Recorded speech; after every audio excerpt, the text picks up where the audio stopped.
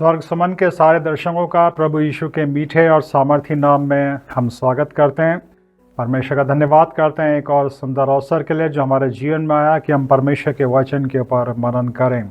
मेरे प्रियों, आज का जो वचन है अगर आपने ध्यान से सुना और उसके ऊपर मनन किया तो मेरे प्रियों, मृत्यु का भय हमेशा के लिए आपके जीवन से निकल जाएगा। इसलिए इस वचन को ध्यान से सुनिएगा और ना सिर्फ सुनिएगा, इसके ऊपर मनन करिएगा, क्योंकि ये स्वयं प्रभु यीशु मसीह के वचन हैं जो उन्होंने कहे हैं नए नियम के अंदर। यूहन्ना की इंजील उसके 11 अध्याय और उसकी 25 आयत में प्रभु यीशु इस तरह से कहते हैं। यीशु ने उससे कहा, पुनरुत्थान और जीवन मैं ही हूँ। जो कोई मुझ पर विश्वास करता है वो यदि मर भी जाए तो भी जिएगा। और आगे वो कहते हैं, और जो कोई जीवित है मुझ पर विश्वास करता है वो अनंत काल तक न मरेगा। इन वचनों के ऊपर हम विश्वास करते हैं और इस वचन का हम प्रचार करते हैं। ये वचन क्या है? इसके पहले एक घटना घटी। यूहन्ना की इंजील उसके 11 अध्याय के अंदर एक घटना है। उस समय एक परिवार था जिससे प्रभु यीशु बड़ा प्रेम करते थे। लाजर नाम का एक व्यक्ति था और उसकी 2 बहनें थी, मरियम और मार्था। लाजर एक बार बहुत बीमार हो गए और जब बीमार हो गए तो प्रभु यीशु को संदेश दिया गया, क्योंकि उस समय के लोग प्रभु यीशु की सामर्थ से परिचित थे। प्रभु यीशु जब इस संसार में आए परमेश्वर के समाचार का प्रचार करने के लिए, और प्रभु यीशु जब प्रचार करते थे, प्रचार के साथ कई सामर्थ्य काम करते थे। प्रभु यीशु बीमारों को चंगा करते थे, कोढ़ियों को ठीक करते थे, और प्रभु यीशु की सामर्थ्य के बारे में सब लोग परिचित थे। इसीलिए लाजर की बहनों ने प्रभु यीशु को संदेश भिजवाया कि लाजर बीमार है, आप आइए उसको ठीक करिए। पर परमेश्वर के वचन में लिखा है, प्रभु यीशु इस खबर को सुनने के बाद कि लाजर बीमार है थोड़ा सा और ठहर गए, वो नहीं गए। इससे पहले कि हम इस मुख्य वचन में आए, यहाँ पे भी एक बहुत बड़ा संदेश है। कई बार हम परमेश्वर से प्रार्थना करते हैं और हम चाहते हैं कि हमें उत्तर तुरंत मिल जाए, पर कई बार हमें अपने जीवन में इंतज़ार करना पड़ता है। कई बार प्रार्थना करने के बाद भी इंतज़ार करना पड़ता है। आखिर ऐसा क्यों होता है? परमेश्वर का यह वचन हमें बड़े स्पष्ट तरीके से बताता है मेरे प्रियों। यूहन्ना की इंजील उसके 11 अध्याय में ये वर्णन है कि लाजर जब बीमार हुए, प्रभु यीशु को जब बताया गया वो तुरंत नहीं आए, क्योंकि अगर प्रभु यीशु तुरंत आ जाते और लाजर को चंगाई देते, लाजर को ठीक कर देते, तो उस समय के सारे लोग एक बीमार का ठीक होना देखते। पर अगर आप पवित्र बाइबल पढ़ेंगे यूहन्ना की इंजील उसका 11 अध्याय, तो आप पाएंगे कि प्रभु यीशु ठहरे रहे जब तक लाजर की शारीरिक मृत्यु नहीं हो गई। और जब लाजर की मृत्यु हो गई, प्रभु यीशु ने आके लाजर को वापस से जीवित किया। तो प्रभु यीशु जो देर से आए तो लोगों ने एक बीमार का ठीक होना नहीं, लोगों ने एक मुर्दे का जी उठना देखा, लोगों ने एक पुनरुत्थान देखा। तो इसलिए मेरे प्रियों, सबसे पहले तो आज आपके लिए यही सुंदर संदेश है। अगर आपकी किसी प्रार्थना का उत्तर आज तक आपको नहीं मिला है तो ये मत सोचिए कि परमेश्वर ने आपकी प्रार्थना को नहीं सुना है। परमेश्वर हर प्रार्थना को सुनते हैं, चाहे वह जुबान की प्रार्थना हो, चाहे वो मन की प्रार्थना हो। और परमेश्वर अपने समय पे, जो परमेश्वर की परफेक्ट टाइमिंग है, परमेश्वर उसका उत्तर देते हैं। जितनी देर से आपकी प्रार्थना का उत्तर आपको मिलेगा, उत्तर उतना ही बड़ा होगा, मिरेकल आश्चर्यकर्म उतना ही बड़ा होगा। परमेश्वर के इस वचन के ऊपर आप विश्वास करिए। परमेश्वर का एक बहुत बड़ा आश्चर्यकर्म, परमेश्वर की सामर्थ्य आप आने वाले समय में देखने जा रहे हैं। अब इस वचन के ऊपर चलते हैं। जब प्रभु यीशु मसीह लाजर की बहनों के पास गए, वो दुख में विलाप कर रही थी, तब प्रभु यीशु ने उनको ये वचन कहे, और ये वचन थे, यीशु ने कहा, पुनरुत्थान और जीवन मैं ही हूँ। अब यहाँ पे ध्यान दीजिए, प्रभु यीशु कहते हैं पहले पुनरुत्थान और बाद में जीवन। प्रभु यीशु समझाने की कोशिश करते हैं कि वो जीवन जो प्रभु यीशु इस संसार में देने के लिए आए, वो इस संसार के बाद का जीवन है। पहले पुनरुत्थान है। अब ये पुनरुत्थान क्या है? ये 2 शब्दों से मिलकर बना है, पुण्य प्लस उत्थान, और इसका शाब्दिक अर्थ है दोबारा उठना। पवित्र बाइबल हमें बताती है कि जब भी किसी व्यक्ति की शारीरिक मृत्यु होती है, सिर्फ उसका शरीर समाप्त होता है, पर उसकी आत्मा दोबारा उठती है और किस लिए उठती है? एक अनंत काल के जीवन के लिए। और पवित्र बाइबल बताती है उस अनंत काल के जीवन के दो भाग हैं, स्वर्ग और नरक। जितने भी बुरे और पापी लोग हैं उन सब की आत्माएं नरक में जाएंगी, और जितने भी धर्मी लोग हैं उनकी आत्माएं स्वर्ग में जाएंगी। और प्रभु यीशु इस संसार में हर एक पापी व्यक्ति को बचाने के लिए आए।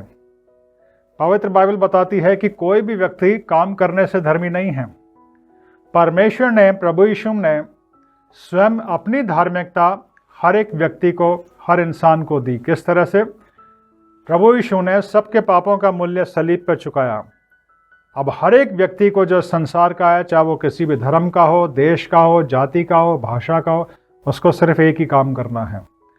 प्रभु यीशु के वचन को सुनने के बाद, प्रभु यीशु के संदेश को सुनने के बाद उसे अपने पापों से पश्चाताप करके प्रभु यीशु को अपना उद्धारकर्ता स्वीकार करना है। सिर्फ प्रभु यीशु को ही क्यों?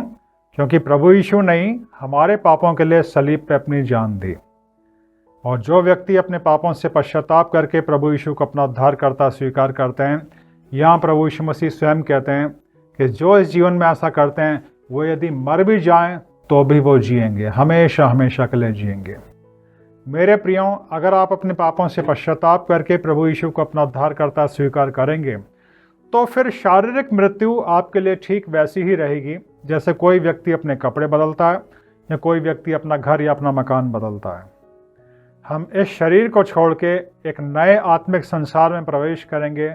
एक नया आत्मिक जीवन, एक नया आत्मिक शरीर हमें मिलेगा जिसके बारे में पवित्र बाइबल बताती है। आज हो सकता है स्वर्ग सुमन पे जितने भी दर्शक सुन रहे हों, कई लोग ऐसे हों मृत्यु का भय आपको डरा रहा हो, आपको मौत से बड़ा डर लगता हो। परमेश्वर चाहते हैं कि आज मृत्यु का भय हमेशा के लिए आप अपने जीवन से निकाल दें, क्योंकि पवित्र बाइबल बताती है प्रभु यीशु ने मृत्यु के डंक को हमेशा के लिए कुचल दिया अपना बलिदान सलीब पे देके।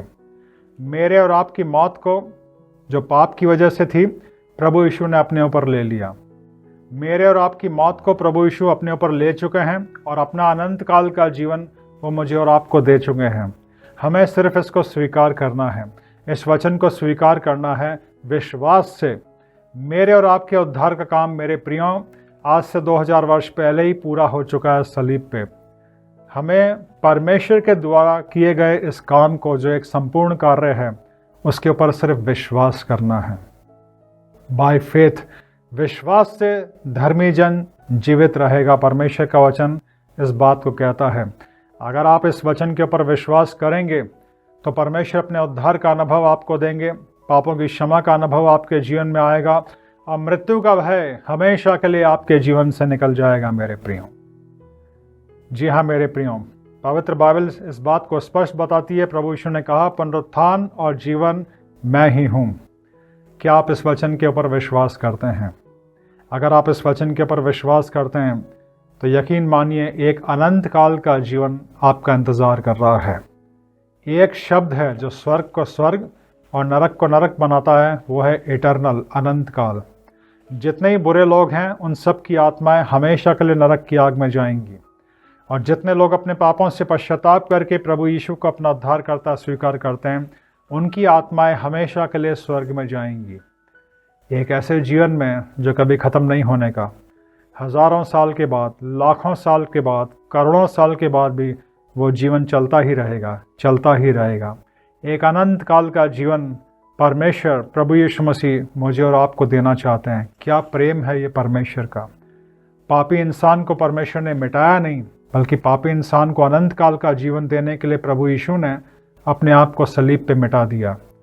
ये वो सुंदर संदेश है, ये वो सुसमाचार है जो पिछले 2000 वर्षों से पूरे संसार में प्रचार किया जा रहा है और आज आपको भी सुनाया जा रहा है।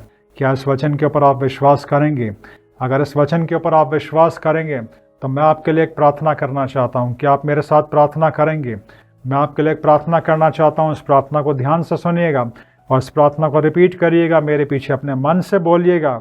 तो प्रभु यीशु परमेश्वर आज ही आपको अपने उद्धार का अनुभव देंगे और मृत्यु का खौफ हमेशा के लिए आपके जीवन से निकल जाएगा। आइए हम प्रार्थना करें।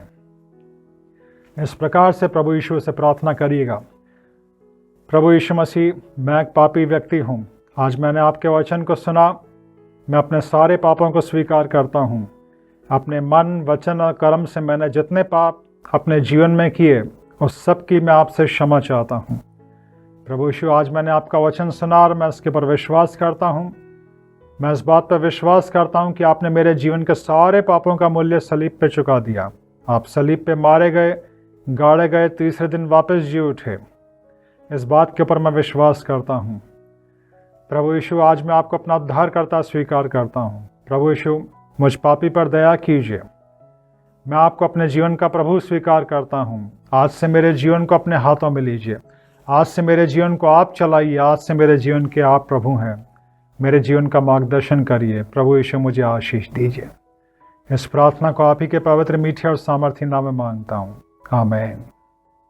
अधिक जानकारी पाने के लिए और हमारे नए अपडेट्स के लिए आप हमारा सर्क सुमन फेसबुक पेज को फॉलो करें और हमारे यूट्यूब चैनल को सब्सक्राइब करें। धन्यवाद। परमेश्वर के राज्य को बढ़ाने के लिए आप हमें दान कर सकते हैं। हमारे बैंक का विवरण इस प्रकार है। इसके अलावा स्क्रीन पर दिए गए QR कोड को स्कैन करके आप हमें दे सकते हैं।